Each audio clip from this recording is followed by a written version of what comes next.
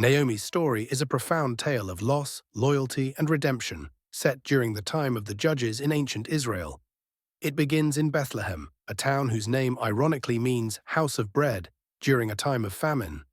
Naomi was married to a man named Elimelech, and they had two sons, Mahlon and Kilion. To escape the famine, Elimelech decided to move his family to the neighboring land of Moab, a foreign nation often at odds with Israel. At first, the move seemed like a practical solution, but tragedy struck soon after they settled in Moab. Elimelech died, leaving Naomi a widow in a strange land. Despite her grief, Naomi remained strong for her sons, who eventually married Moabite women. Mahlon married Ruth and Kilion married Orpah. For a while, life seemed to stabilize, but then more heartbreak followed. Both Mahlon and Kilion died, leaving Naomi alone with her two daughters-in-law. In a patriarchal society where widows had little means of support, Naomi's situation was dire. Hearing that the famine in Bethlehem had ended, Naomi decided to return to her homeland. She urged Ruth and Orpah to stay in Moab, where they could remarry and build new lives. "Go back, each of you, to your mother's home," Naomi said. "May the Lord show you kindness, as you have shown kindness to your husbands and to me." She kissed them goodbye, and they all wept. Initially, both women insisted on staying with Naomi, but she pressed them further. Orpah, though heartbroken, decided to return to her family. Ruth, however, clung to Naomi and spoke words that would echo through history. "Don't urge me to leave you or turn back from you. Where you go, I will go, and where you stay, I will stay. Your people will be my people, and your God my God. Where you die, I will die, and there I will be buried. May the Lord deal with me, be it ever so severely, if even death separates you and me." Moved by Ruth's unwavering loyalty, Naomi accepted her companionship, and together the two women journeyed back to Bethlehem. When they arrived, the town was stirred by their return. The women of Bethlehem exclaimed, "Can this be Naomi?"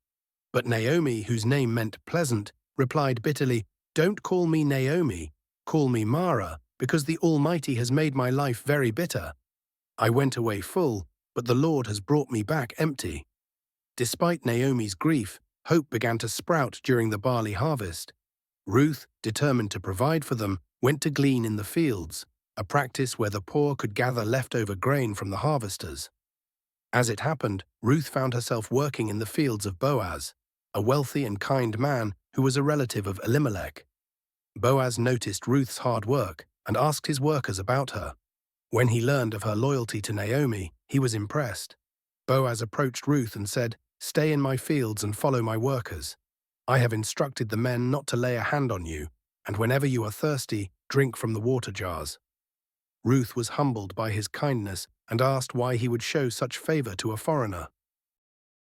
Boaz replied, "I've been told all about what you have done for your mother-in-law since the death of your husband.